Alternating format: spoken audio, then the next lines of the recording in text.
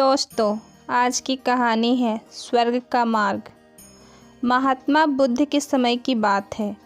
उन दिनों मृत्यु के पश्चात आत्मा को स्वर्ग में प्रवेश कराने के लिए कुछ विशेष कर्म कांड कराए जाते थे।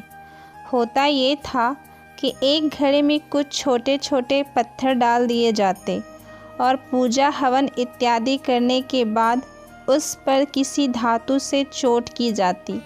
अगर घड़ा फूट जाता और पत्थर निकल जाते तो उसे इस बात का संकेत समझा जाता कि आत्मा अपने पाप से मुक्त हो गई और उसे स्वर्ग में स्थान मिल गया है। चूँकि घड़ा मिट्टी का होता था, इसलिए इस प्रक्रिया में हमेशा ही घड़ा फूट जाता और आत्मा स्वर्ग को प्राप्त हो जाती। और ऐसा कराने के बदले में पंडित खूब दान दक्षिणा लेते। अपने पिता की मृत्यु के बाद एक युवक ने सोचा, क्यों ना आत्मा शुद्धि के लिए महात्मा बुद्ध की मदद ली जाए। वे अवश्य ही आत्मा को स्वर्ग दिलाने का कोई और बेहतर और निश्चित रास्ता जानते होंगे। इसी सोच के साथ वो महात्मा बुद्ध के समक्ष पहुंचा। हे महात्मन, मेरे पिताजी नहीं रहे, कृपया आप कोई ऐसा उपाय बताइए कि यह सुनिश्चित हो सके कि उनकी आत्मा को स्वर्ग में ही स्थान मिले। युवक बोला।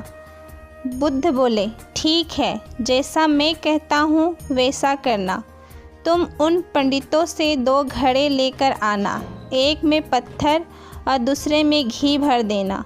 दोनों घड़ों को नदी पर लेकर जाना और उन्हें इतना डुबोना कि बस उनका ऊपरी भाग ही दिखे। उसके बाद पंडितों ने जो मंत्र तुम्हें सिखाए हैं उन्हें ज़ोर ज़ोर से बोलना और अंत में धातु से बनी हथौड़ी से उन पर नीचे से चोट करना। और ये सब करने के बाद मुझे बताना कि क्या देखा। युवक बहुत खुश था। उसे लगा कि बुद्ध द्वारा बताई गई इस प्रक्रिया से निश्चित ही उसके पिता के सब पाप कट जाएंगे और उनकी आत्मा को स्वर्ग की प्राप्ति होगी। अगले दिन युवक ने ठीक वैसा ही किया और सब करने के बाद वह बुद्ध के समक्ष उपस्थित हुआ। आओ पुत्र, बताओ तुमने क्या देखा? बुद्ध ने पूछा। युवक बोला, मैंने आपके कहे अनुसार पत्थर और घी से भरे घड़ों को पानी में डालकर चोट की। जैसे ही मैंने पत्थर वाले घड़े पर प्रहार किया, घड़ा टूट गया और पत्थर पानी में डूब गया।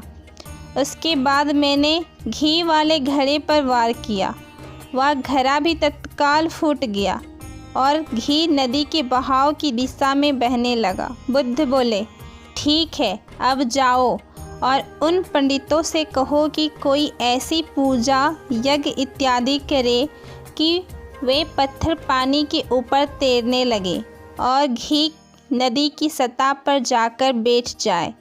युवक हैरान होते हुए बोला, आप कैसी बात करते हैं? पंडित चाहे कितनी भी पूजा कर ले और पत्थर कभी पानी पे नहीं तैर सकता और घी कभी नदी की सतह पर जाकर नहीं बैठ सकता। बुद्ध बोले, बिल्कुल सही, और ठीक ऐसा ही तुम्हारे पिताजी के साथ है। उन्होंने अपने जीवन में जो भी अच्छे कर्म किए हैं और उन्हें स्वर्ग की तरफ उठाएंगे, और जो भी बुरे कर्म किए हैं वे उन्हें नरक की ओर खींचेंगे। और तुम चाहे जितनी भी पूजा करा लो, कर्म कांड करा लो, तुम उनके कर्म फल को रत्ती भर भी नहीं बदल सकते। युवक बुद्ध की बात समझ चुका था कि मृत्यु के पश्चात स्वर्ग जाने का सिर्फ एक ही मार्ग है और वो है जीवित रहते हुए अच्छे कर्म करना। दोस्तों, अगर आप लोगों को ये कहानी अच्छी लगी हो तो शेयर करें, कमेंट करें और हमारे चैनल को सब्सक्राइब